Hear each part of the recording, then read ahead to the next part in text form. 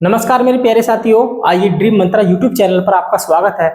और आज हम लेकर आए आपकी कक्षा 10 की एक्सरसाइज 2.1 जिसमें हम पढ़ेंगे बहुपद के बारे में। ठीक है, बहुपद क्या होता है, ठीक है, और इन क्या क्या सवाल होते हैं, कैसे इसको सोल्व करते हैं, जो कि आपके एग्जाम की दृष्टि से महत्वपूर्ण टॉपिक है। चलिए आइए देखिए, सबसे पहले हमें दे रखा है बहुपद। हमें यह पता होनी चाहिए कि बहुपद किसे कहते हैं। तो देखो, ऐसा बीजीय व्यंजक, ठीक है, या मैं कह सकता हूं ऐसा बीज गणितीय भी लिख सकते हो आप, कोई दिक्कत नहीं है। बीज गणितीय जिसमें चरों की घात सदैव पूर्ण संख्या हो, जिसमें चरों की घात सदैव पूर्ण संख्या हो। अब बच्चों को यह नहीं पता चर और अचर किसे कहते हैं। देखो मैं बताऊं, हमेशा चर संख्याएं वो होती हैं जो x, y, z, a, b, c, d, e, f, ये सब हमेशा चर संख्याएं कहलाती हैं। और अचर जितने भी नंबर होते हैं सब अचर राशि कहलाते हैं। अचर संख्याएं जितने भी नंबर हैं वो सब अचर संख्या कहलाती हैं। और x, y, z, a, b, c, d जितनी भी होती हैं ये हमारे साथ चर संख्याएं कहलाती हैं। तो आप बहुपद में पहचान लोगे आराम से। अब हमें यह भी तो पता होनी चाहिए, क्या ये द्विघात समीकरण है या रेखिक समीकरण कौन सा है, या बहुपद है या नहीं है। तो मैं आपको बताऊं, सबसे पहले हम ये पहचान करेंगे क्या ये और ये इनमें से कौन एक बहुपद है कौन नहीं है। सबसे पहले अब मैंने सबसे पहले ये समीकरण लिखा है 2x² प्लस का 5x प्लस का 6। बताइए बहुपद है या नहीं है। तो हम कैसे पहचानेंगे, ऐसा बीजीय व्यंजक जिसमें चरों की घात सदैव पूर्ण संख्या हो। चर, ये चर है और ये चर है, ठीक, चर है। अब चर की संख्या पूरी है या आधी है। देखो इसकी घात 1 है, इसकी घात 2 है, इसका मतलब चर की घात पूरी संख्या है। इसका मतलब ये क्या हो गया, एक बहुपद हो गया। बहुपद हो गया नहीं हो गया।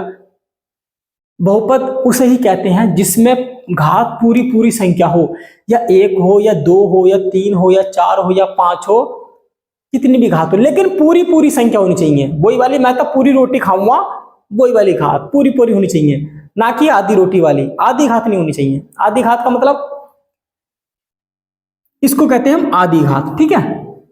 ये बहुपद है। अगर मैं इसमें पूछूं आपसे, ये बताइए क्या ये कैसा बहुपद है, द्विघात वाला बहुपद है या त्रिघात वाला या रेखिक समीकरण वाला बहुपद है। तो देखो, जिस बहुपद की घात सबसे मैक्सिमम घात जितनी होगी वो वही बहुपद कहलाएगा। घात कितनी है, 2 घात है, तो द्विघात बहुपद कहलाएगा। तो ये कौन सा बहुपद है, द्विघात बहुपद है। लिख दो आप।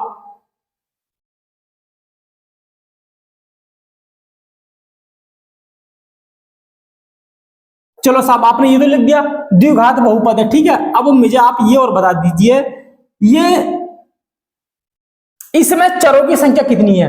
देखो, चरों की संख्या हमेशा, अगर किसी भी द्विघात बहुपद में, किसी भी बहुपद में अगर कोई x अगर कितनी बार भी आया है तो उसमें चर की संख्या एक ही कहलाएगी। अगर किसी भी बहुपद में y कितनी बार आया है तो वो y जो है एक ही बार गिना जाएगा। हमेशा ध्यान रखना, ठीक है। अगर किसी बहुपद में x और y एक साथ आ गया तो इसमें चरों की संख्या 2 कहलाएगी, क्योंकि x और y एक साथ आए किसी बहुपद में तो वो 2 कहलाएगी। अगर किसी भी बहुपद में x 2 बार आया है, y भी 2 बार आया है, तो भी बहुपद की संख्या 2 कहलाएगी, क्योंकि एक ही x जो है ना, सॉरी, क्योंकि x जो है तो भी इसमें चरों की संख्या 2 कहलाएगी, क्योंकि x चाहे कितनी बार आया है, y चाहे कितनी बार आया, लेकिन x और y यहां तो 2 ही। अब देखो, मैं कहूं इसमें आपसे पूछूं चरों की संख्या क्या होगी, तो देखो जरा,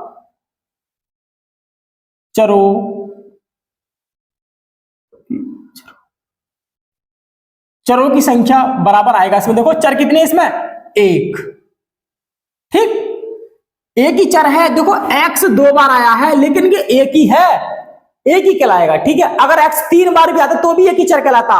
x 4 बार आता तो भी एक ही कहलाता। x की पावर 5 हो 6 हो कितनी बार आया हो वो एक ही चर कहलाएगा, क्योंकि x एक ही है, सिंगल चर है, ठीक है। चलो, चरों की संख्या 1 हो गई इसमें।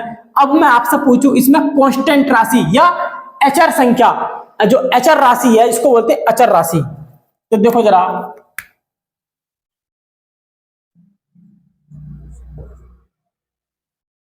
अचर राशि या अचर संख्या। अचर, अब अचर राशि उसे कहते हैं या कांस्टेंट राशि भी कहते हैं इसको, उसे कहते हैं जो कोई संख्या हो या कोई नंबर हो उसे अचर राशि कहते हैं। तो अचर राशि इसमें क्या 6 है, तो अचर राशि बराबर कितनी आ गया 6 दे रखा है। या मैं कहूं अचर राशियों की संख्या कितनी है इसके अंदर, तो अचर राशियों की संख्या कितनी है इसमें, एक ही है। ठीक है, अचर राशियों की टोटल संख्या कितनी है, कितनी बार आया है, एक ही बार तो आया है। या मैं को अचर संख्या कौन सी है इसमें, तो केवल 6। समझ में आ गया। हाँ, अब है हमारा अगला समीकरण। अब मुझे ये बताइए ये कैसा समीकरण है, द्विघात, त्रिघात या रैखिक समीकरण है। तो देखो जिसकी पावर 1 हो और वो पावर पूरी संख्या हो वो हमेशा रैखिक समीकरण कहलाता है। देखो किसी की पावर 1 होती तो उसे हम लिखते नहीं है, ठीक है, क्योंकि उसकी पावर 1 है। किसी की पावर 1 हो उसे हम नहीं लिखते हैं, ठीक है। अब देखो इसकी पावर 1 है और प्लस का क्या दे रखा, 5 दे रखा, तो ये कहलाएगा हमारा रैखिक समीकरण। इसे हम बोलते हैं क्या, रैखिक समीकरण। लिख लो आप।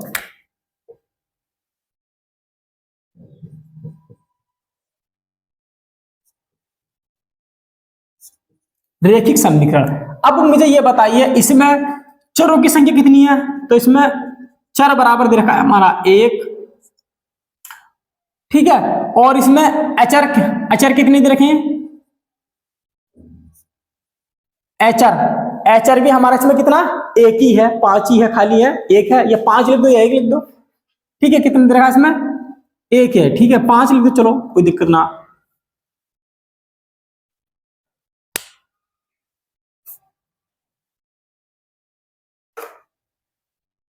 अगला देखो जरा, नेक्स्ट है हमारा, ये दे रखा है देखो 2x² प्लस का 3x माइनस का 4। अब ये बताइए ये द्विघात है या रैखिक समीकरण है या त्रिघात समीकरण है। देखो सबसे बड़ी पावर क्या है इसमें, x² है, इसकी पावर 1 है, ठीक है। तो ये कहलाएगा हमारा द्विघात समीकरण होगा, क्योंकि सबसे बड़ी पावर क्या है, 2 है इसमें, ठीक। और ये द्विघात समीकरण है। इसमें चरों की संख्या कितनी है, 1x ये है, x² ये है, तो इसमें चरों की संख्या 1 आएगी। तो लिख दो आप इसमें, ये हो गया हमारा द्विघात समीकरण है। ये द्विघात समीकरण है। और इसमें चरों की संख्या कितनी है, इसमें चरों की संख्या है इसमें हमारी 1 है। और एचर राशि भी कितनी है हमारी, एचर ये है हमारी 4। मतलब एचर राशि केवल 4 है। और अगर आपसे पूछे एचर राशियों की संख्या या एचर की संख्या कितनी है, 1 लिखा जाएगा। एचर की संख्या पूछे तो 1 लिखा जाएगा और एचर राशि पूछे तो 4 लिखा जाएगा, ठीक है। एचरों की संख्या 1 है सारी, सिर्फ। इसको आप ये जो होते हैं ना, इसको एचर संख्या मत मानना, क्योंकि ये x² के गुणा में है, समझ गया। हाँ, यह x के गुणा में है। फिर दे रखा है ये वाला समीकरण √x प्लस का 3x प्लस का 2। ये बताइए ये बहुपद है या नहीं है। सबसे वेरी मोस्ट इंपोर्टेंट समीकरण दे रखी है। देखो मैंने अभी बताया था बहुपद उसे कहते हैं जिसकी पूरी घात हो। इस अंडर का मतलब होता है, पता क्या बच्चों, इसका अंडर का मतलब होता है x की पावर 1/2। अब किसी की पावर आधी हो तो वो कभी भी बहुपद नहीं हो सकता। आधी हो या 1/3 हो या 1/4 हो या 1/6 हो, ठीक है, वो कभी भी बहुपद नहीं हो सकता। या पावर माइनस में हो, या तो घात माइनस में हो या अंडर रूट में हो, किसी भी बहुपद में, किसी अचर राशि के ऊपर, किसी चर राशि के ऊपर, तो बहुपद नहीं कहलाएगा, ठीक है। तो ये क्या होगा, बहुपद नहीं है, ठीक। अब है तो लिख दो बहुपद नहीं है, ठीक है।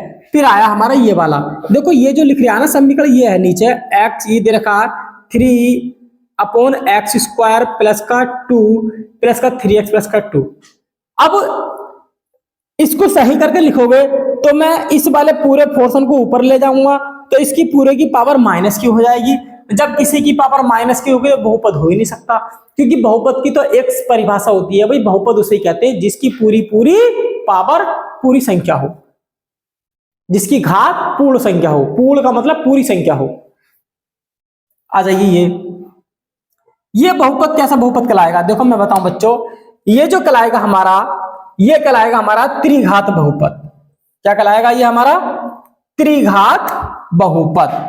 लिख दो आप, ये कहलाएगा आपका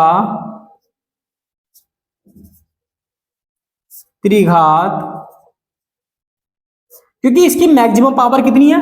3 है। ठीक है, अब मुझे ये बताइए, इसमें एचआर की संख्या, एक काम करो यहां पर ना आप बाई कर लो इसमें, मेरे कहने से। आप अब आपसे पूछेगा इसमें चरों की संख्या कितनी है, तो देखो जरा, चरों की संख्या देखो भाई, x 2 बार आया है तो एक ही गिना जाएगा, चाहे 3 बार आया था तो भी x चरों में एक ही बार गिना जाता। और बाई कितनी बार आया? 1 बार आया। अगर 2 बार भी आता बाई तो भी बाई एक ही चर गिना जाता। तो एक चर तो ये हो गया, एक चर ये हो गया, तो कितने चर हो गए? 2 चर हो गए। तो चरों की संख्या कितनी हो गई? 2 हो गई। और कांस्टेंट अचर राशि कितनी है? अचर राशि 1 है। ठीक है, तो लिख दो अचर राशि 6 है। ठीक है, अगर पूछे एचरों की संख्या, एचर की संख्या कितनी है कुल, तो 1 लिखा जाएगा। अगर पूछे एचर की कुल संख्या कितनी है, मतलब एचर राशि कितनी बार आई है, तो 1, और एचर राशि है कौन सी, तो वो 6 है। ठीक है, तो ये तो हो गया आपका, आराम से इसको आप कर सकते हो। ये आगे देखिए, मैं एक समीकरण लिख रहा हूं, आप समीकरण को ध्यान से देखिए आप, उसके बाद में उसके बारे में जानकारी लेते हैं। देखिए, शून्यंक किसे कहते हैं? शून्यंक क्या है? देखो मैं आपको बताऊं, शून्यंक क्या होता है। कोई भी बहुपद हो, जब उस बहुपद को सोल्व करते हैं, हम हल करते हैं, वो द्विघात हो या त्रिघात हो या रैखिक समीकरण हो, उसके जो भी संख्याएं आती हैं, उसको हल करने के बाद में जो भी संख्याएं आती हैं, x बराबर 1 या 2 या x बराबर 1 या x बराबर 5, वही शून्यंक होती हैं। देखो जरा यहां क्लियर हो जाएगा कैसे। मैंने माना ये क्या दे रखा, एक मुझे द्विघात बहुपद दे रखा, द्विघात बहुपद है क्योंकि इसकी मैक्सिमम पावर 2 है और पूरी पूरी संख्या है। ठीक है, अब हमसे कह रहा है इसके शून्यंक ज्ञात कीजिए। क्या चीज? शून्यंक ज्ञात कीजिए, या मैं कहूं इसके शून्यंकों की संख्या कितनी होगी। ठीक है, तो देखो जरा, मैंने क्या करा, एक्स स्क्वायर ऐसे रहने दिया, माइनस का जो 3 है इसको मैंने तोड़ लिया।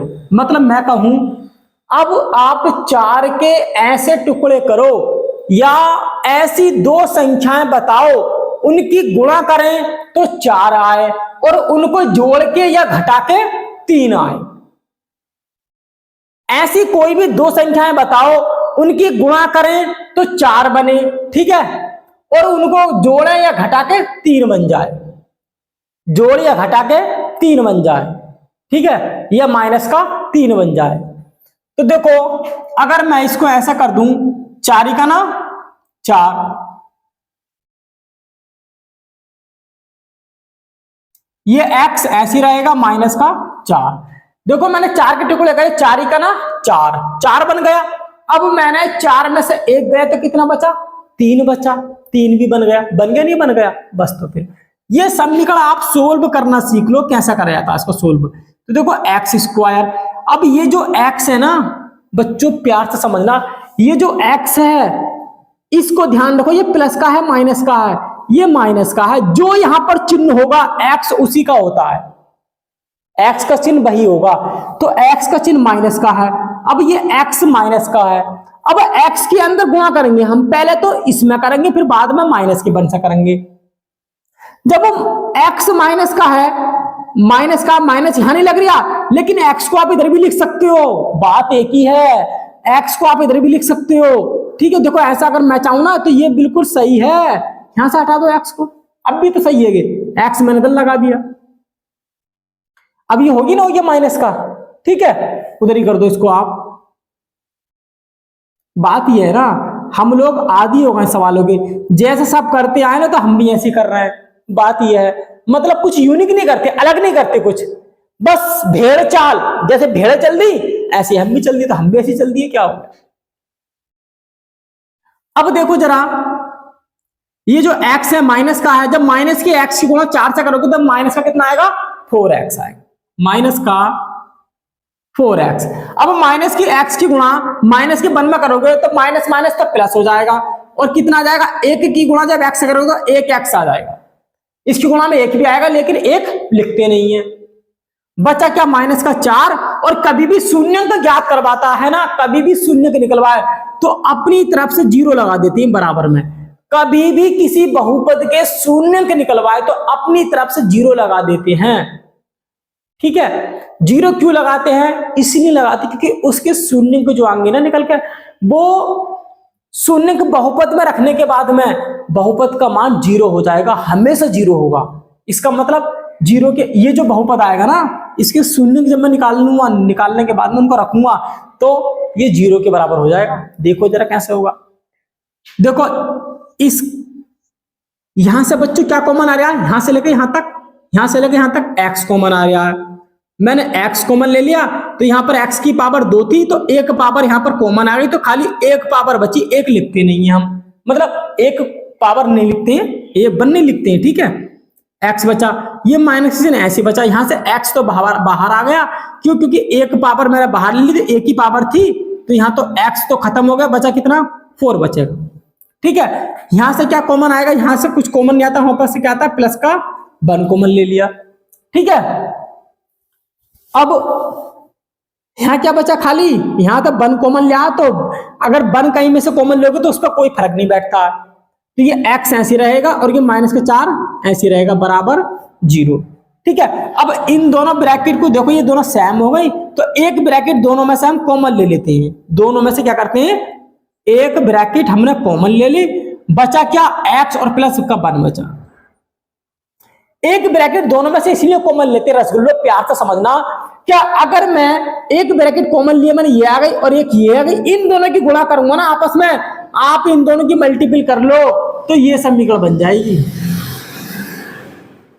आप इन दोनों की मल्टीपल कर लो तो ये वाली समीकरण बन जाएगी। अगर मैं ये भी ले लेता, ये भी ले लेता, ये भी ले लेता, समीकरण ये वाली नहीं बनती, गलत हो जाता मेरा सवाल, इसलिए दोनों ये कॉमन लेना पड़ता है दोनों में से एक, और बचा क्या, x प्लस का 1, मैंने ये लिख दिया, ठीक है, ये हटा दो और बराबर में 0 लगा दो, क्योंकि मुझे निकालने इसके शून्यंक, बिना बराबर 0 लगाए शून्यंक आप ज्ञात नहीं कर सकते। आप यहां पर लिख दो, यदि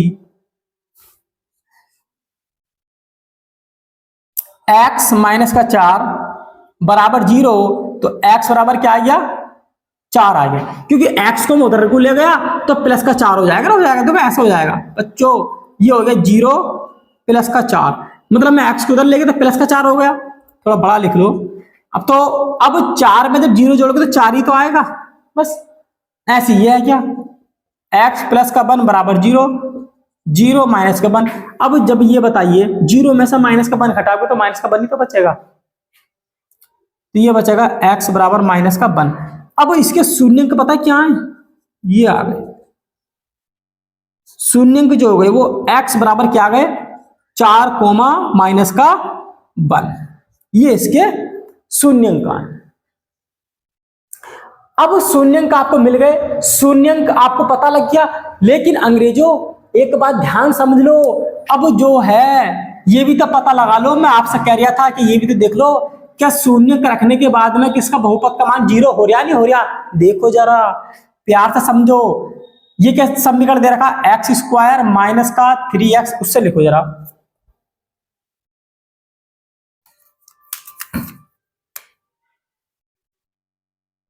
एक्स स्क्वायर माइनस का 3x माइनस का 4, ठीक है। अब इसके शून्यंक क्या है, इसी बहुपद के शून्यंक 4 को मैं माइनस का बनाया, तो सबसे पहले मैं x की जगह क्या रख रहा हूं, 4 रख रहा हूं।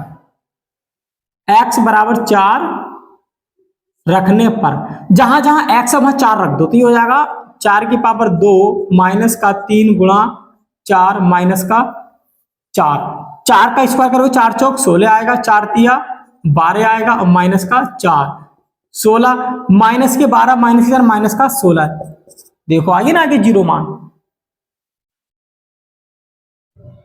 इसका मतलब ये 4 जो है इसका शून्यंक है बहुपद का, बिल्कुल बिल्कुल सही है, शून्यंक होगा क्योंकि 0 आ गया। अब देखो माइनस का 1 रखने के, देखो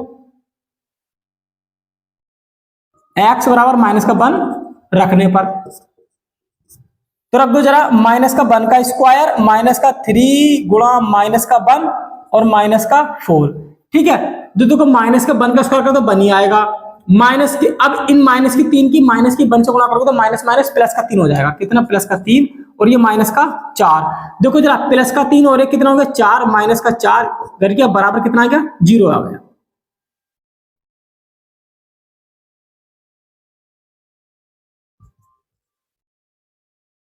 जब प्लस के 4 में से माइनस से 0 आ गया ना, आ गया। इसका मतलब क्या हो गया, ये दोनों इस बहुपद के शून्यंक हैं क्योंकि इनको रखने के बाद में बहुपद का मान 0 के बराबर आ गया है, तो वही तो शून्यंक कहलाते हैं अंग्रेजों। इसी के बारे में है पूरा चैप्टर की, समझ लो शून्यंक शून्यंक शून्यंक क्या है, शून्यंक क्या है, यही तो शून्यंक होता है, देखा होगा आपने।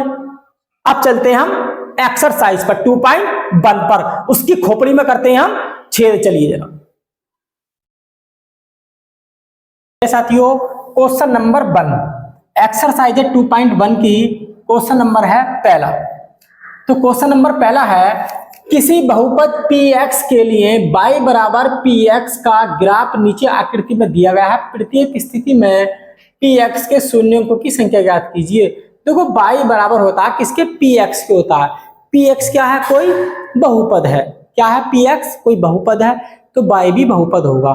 तो उस बहुपद के जो शून्यंक दिए गए हैं वो ये पूछ रहे हैं आप ग्राफ में कहां कहां पर एक्स को काट रहे हैं, ठीक है, और जितनी जगह काट रहे हैं उसके शून्यंकों की संख्या उतनी ही होगी। देखो जरा, सबसे पहला सवाल है हमारा ये वाला, पहला वाला ग्राफ दे रखा है हमें, ये दे रखा है, देखो इसे कहते हैं हम एक्स अक्ष, इसे कहते हैं हम वाई अक्ष। यहां से लेके यहां तक की दूरी कहलाती है हमारी एक्स अक्ष, और ये हमेशा प्लस की होती है। यहां पर जितने बिंदु होंगे वो सब प्लस के होंगे। यहां से लेके यहां तक की दूरी माइनस की होती है, माइनस का 1, माइनस का 2, माइनस का 3, ठीक है। इसे कहते हैं हम एक्स डैश अक्ष से इसको दर्शाते हैं। ऐसे ये यहां से लेके यहां तक की दूरी प्लस की होती है और इसे कहते हैं हम वाई अक्ष कहते हैं। यहां से लेके यहां तक की दूरी माइनस की होती है तो इसे हम वाई डैश अक्ष कहते हैं, ठीक है। ये जो होता है हमारा सेंटर पॉइंट होता है, ये मूल बिंदु होता है, वो 0 के बराबर होता है, 0 होता है, ठीक है। मूल बिंदु क्या होता है, 0 होता है। जहां पर वाई अक्ष वाली रेखा और एक्स अक्ष वाली रेखा एक दूसरे को काटती हैं उसे हम कहते हैं सेंटर पॉइंट या मूल बिंदु, वो होता है 0। अब हमसे पूछ रहा है इस ग्राफ में शून्यंकों की संख्या बतानी है। देखो हमें कोई मतलब नहीं है, सिर्फ ग्राफ में हमें एक्स अक्ष वाली रेखा देखनी है, ये वाली रेखा, इस रेखा से मतलब है हमें, बस सिर्फ ये वाली रेखा देखो। अब इसको ये देखो, इस रेखा को ग्राफ कितनी जगह काट रहा है, कितनी जगह काट रहा है, एक भी जगह नहीं काट रहा। ये वाला जो ग्राफ है ना, ये जो लाइन है, अगर इसको जितनी जगह काटती उसके शून्यों की संख्या इतनी ही होती, एक भी जगह नहीं काट रही, ये तो बहुत ऊपर है, इस ग्राफ पे है ही नहीं ये वाली लाइन जो है, ये ग्राफ जो है।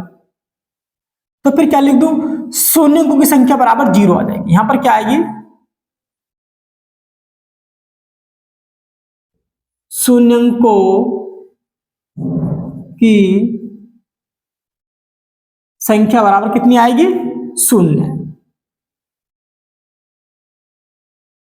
0 कह सकते हो या आप 0 भी कह सकते हो, कोई दिक्कत नहीं है, 0 या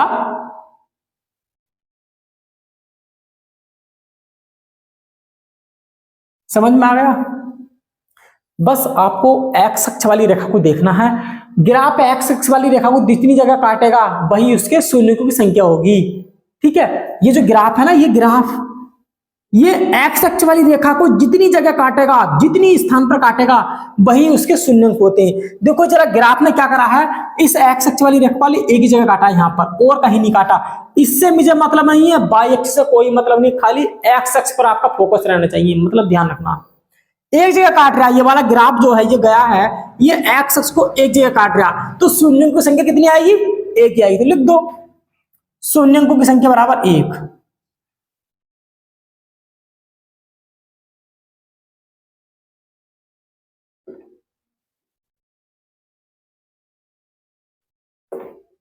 संख्या बराबर 1। थोड़ा इधर लिख देता हूं मैं 1, ठीक है, यही इसका आंसर होगा। फिर आ जाइए तीसरे वाले सवाल पर। देखो मेरे प्यारे बच्चों, ये जो देखिए हमारी एक्स अक्ष वाली रेखा है, ये वाई अक्ष वाली रेखा है, ठीक है। हमें देखना एक्स अक्ष वाली रेखा को ग्राफ कितनी जगह काट रहा है। ये जो ग्राफ है, ये वाला ग्राफ, इसको देखो आप, देखो ग्राफ ने कितनी जगह काटा इसने, एक तो यहां पर काटा, ठीक है, और एक यहां पर काटा और एक यहां पर काटा। कितनी जगह काटा? 3 जगह काटा इसने, ठीक है। तो लिख दो शून्य अंकों की संख्या बराबर 3।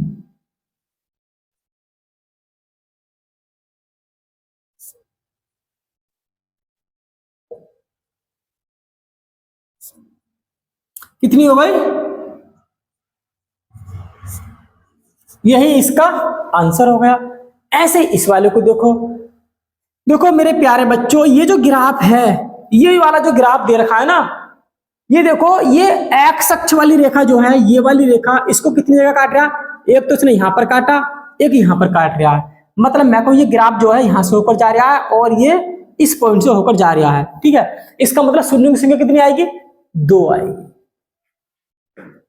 तो लिख दो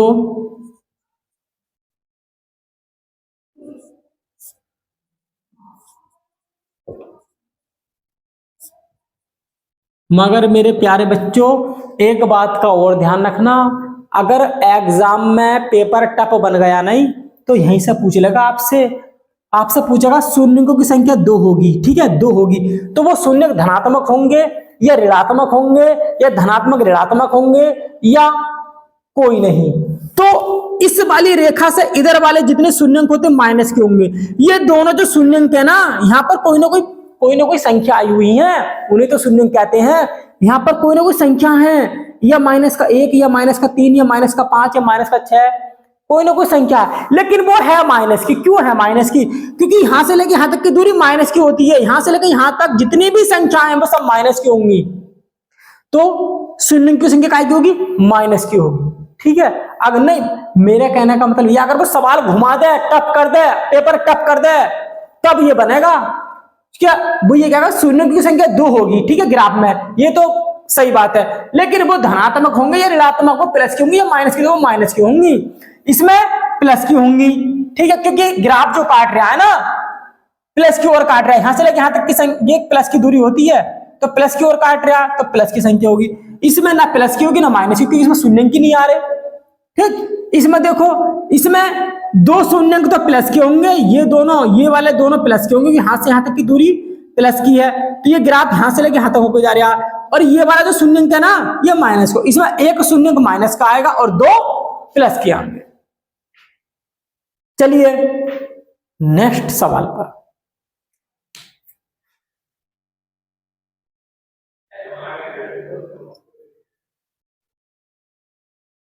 आइए देखिए मेरे प्यारे साथियों, क्वेश्चन नंबर 1 का 5वां सवाल और ये 6ठा सवाल। पहले आप देखिए 5वां सवाल। 5वां सवाल में देखिए आप, ये हमारा एक्स अक्ष है, ये हमारा वाई अक्ष है। आपको बताना है इसमें शून्य की संख्या कितनी होगी। तो हम इसको पहचानते हैं, जो एक्स अक्ष वाली रेखा होती है केवल उसी पर ध्यान देना है हमें, ठीक है। अब उसको देखना है जो ग्राफ है उसको कितनी जगह पर काट रहा है। देखो यहां से ग्राफ ने शुरू करा, यहां पर आया, एक जगह से यहां पर काटा, यहां पर गया, फिर यहां पर आया, यहां पर काटा, ठीक है। हमें इससे कोई मतलब नहीं है वाई अक्ष से, हमें खाली एक्स अक्ष से मतलब। ग्राफ यहां पर आया, ये आया, यहां पर काटा, फिर इसने यहां पर काटा। 1 2 3 4 शून्यंकों की संख्या कितनी हो गई? 4 हो गई। तो लिख दो आप।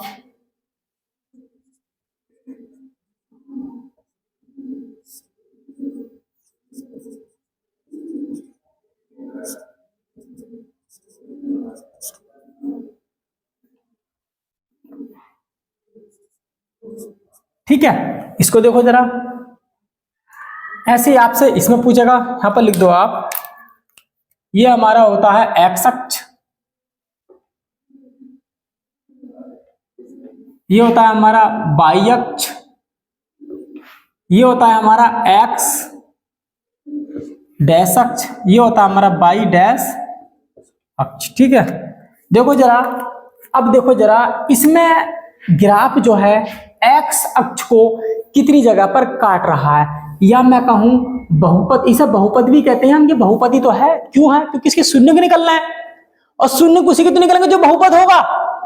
इसे आप बहुपद भी कह सकते हो अंग्रेजों, ध्यान रख लेना।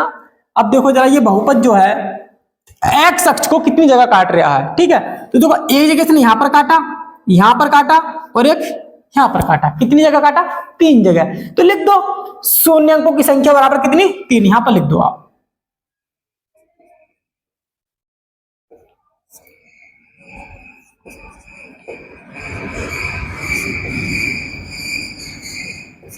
यही इसका आंसर है।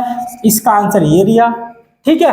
आपकी समझ में आ गया होगा। इसका स्क्रीनशॉट लीजिए। चलते हम क्वेश्चन नंबर 2 की ओर।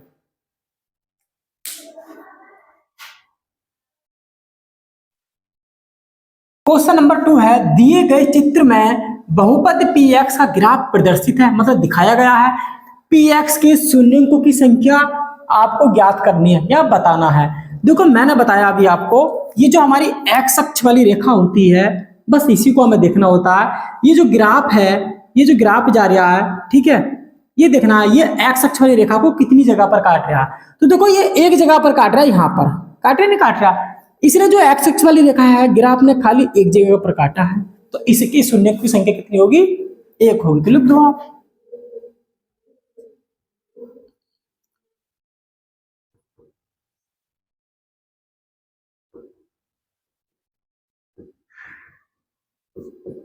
यही इसका आंसर होगा, ठीक है? आप इसका स्क्रीनशॉट लीजिए। चलते हैं हम नेक्स्ट सवाल की ओर। 3 क्वेश्चन नंबर कहता है हमारा, प्रत्येक आकृति y बराबर fx, जहां fx एक बहुपद है, का ग्राफ, प्रत्येक ग्राफ के लिए fx के शून्य अंकों को ज्ञात कीजिए, ठीक है? देखो जरा कैसे निकालेंगे, कैसे। सबसे पहले हमें दे रखा है मेरे प्यारे साथी, देखिए जरा ये वाला ग्राफ, ठीक है? ये देखिए आप, ये x अक्ष है, ये y अक्ष है। हमें x अक्ष से मतलब है, y अक्ष से मतलब नहीं है। हमें ये देखना है, ये जो ग्राफ दे रखा है, ये इस वाली रेखा को, x अक्ष वाली को कितनी जगह पर काट रहा है? 1 और 1 2 जगह। तो लिख दो शून्यंकों की संख्या बराबर कितनी आएगी?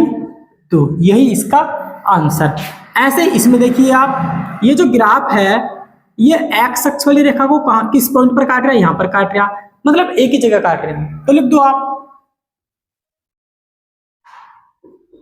शून्यंकों की संख्या बराबर 1। इसको देखिए, ये जो रेखा है, इस वाली x अक्ष वाली रेखा को क्या जगह काट रही है? मात्र एक जगह पर काट रही है, ठीक है? तो इसकी शून्यों की संख्या 1 ही होगी। मतलब x अक्ष को जितनी जगह काटती है ना ग्राफ, जितनी जगह काटता उतने ही शून्यंक होती है। तो देखो कितने आगे इसके शून्यों की संख्या बराबर,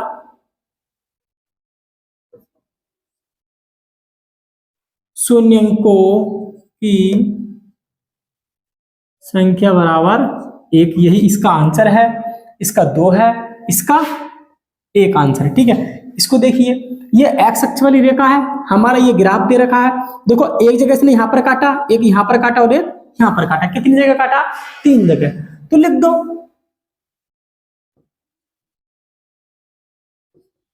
शून्यंकों की संख्या बराबर कितनी? 3। स्क्रीनशॉट लीजिए मेरे प्यारे बच्चों, मेरे प्यारे रसगुल्लो। चलते हैं हम नेक्स्ट ग्राफ की ओर।